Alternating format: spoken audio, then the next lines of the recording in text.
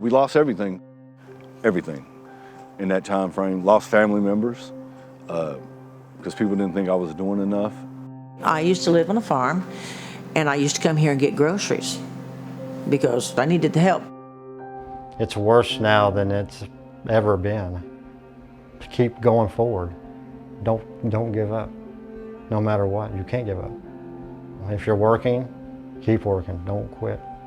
Don't stop. Everybody wants to be able to feed their kids without having to ask for help.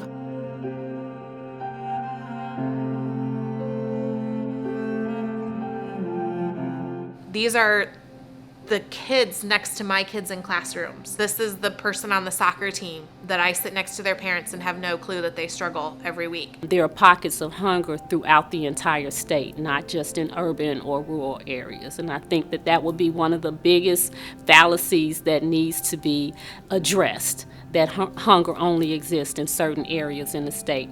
Hunger does not look alike for every child. So I think that it's very important that people understand that nutrition is a part of health. And so if you aren't able to get the foods that you need to remain healthy, it's very difficult to control your blood pressure or your blood sugar if you aren't eating the proper foods. And that impacts not only their physical health, but also their mental health. With school-age children who are hungry, it can impact their ability to learn. Something as simple as not having the energy to play. It can affect all your organ systems. We have a world now that we have two income earners in a home that possibly both have two jobs.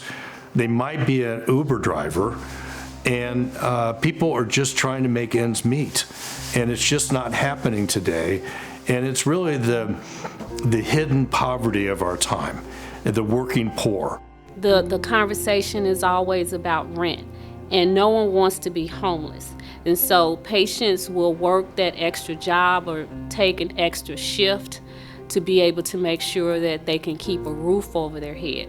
And then I think that other things like food and other sustenance are placed, secondary or sometimes even tertiary because no one wants to be out on the street.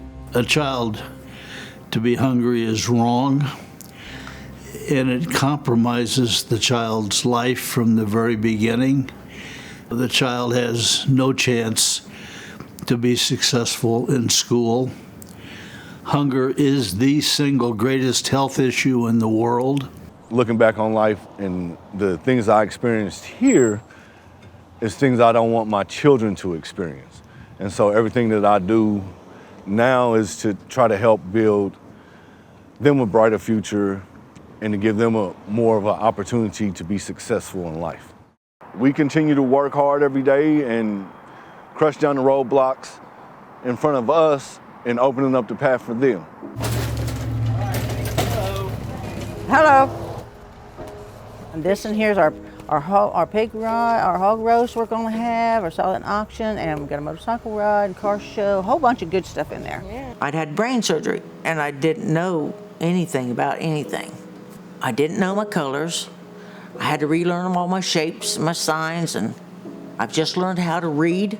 We retrain under the National ABLE program. I relearn things. The end of December of 2023 will be my end of my 4 years. And then I will be able to go on to the community. When I first came here, I couldn't add, I couldn't spell, I couldn't use a calculator. I could not make a decision of any kind on my own. This is my purpose. Helping others and the pantry is my purpose is in life. God gave me a reason to live, a reason to help others, a reason to have to think. And these people here have helped me.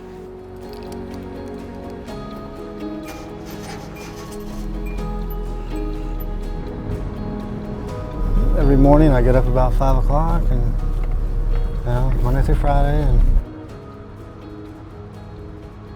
we just got to keep our head, if we can just keep it above water, I'm okay. I can survive, I have to. I have no choice.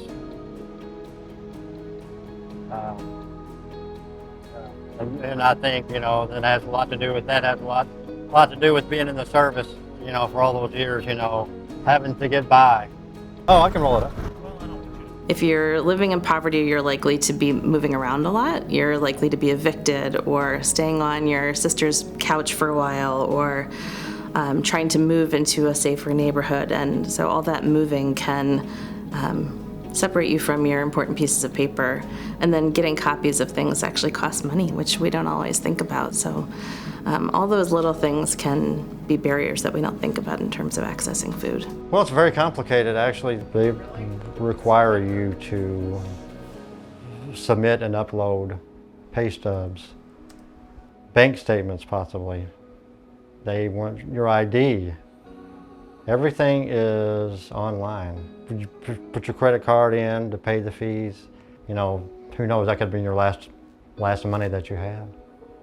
And you're giving it to someone else when it could feed your family. When we think about insufficiency of food or food access, quite honestly, this is not an issue I knew a whole lot about. Our first focus was on providing a manufacturing opportunity, providing jobs opportunity, partnering with Goodwill to provide, wraparound services like life coaches and transportation, childcare, all those things that we thought would be necessities for being successful at work. So if you're at home and you can't reliably feed your kids breakfast, or you don't have access to food, how do you expect somebody to show up for work and be focused on quality? All the things that we want our employees, they want them to be engaged and thinking about the quality of the products, particularly in a field like ours where we're making medical devices. Poverty is not a choice. Poverty is a circumstance people find themselves in. Most of them are working. And if we aren't paying people enough money to support themselves, we need to be thinking about whether or not that's a system that's fair. If we do make it, or when we do make it, is more the question. We are going to be able to put more of a imprint on our community and being able to bring meaningful jobs that changes people's lives. Right now I'm drowning, and without my family, I don't know where I would be right now. I work hard. Just give me something. Give me some hope, so I can keep moving forward.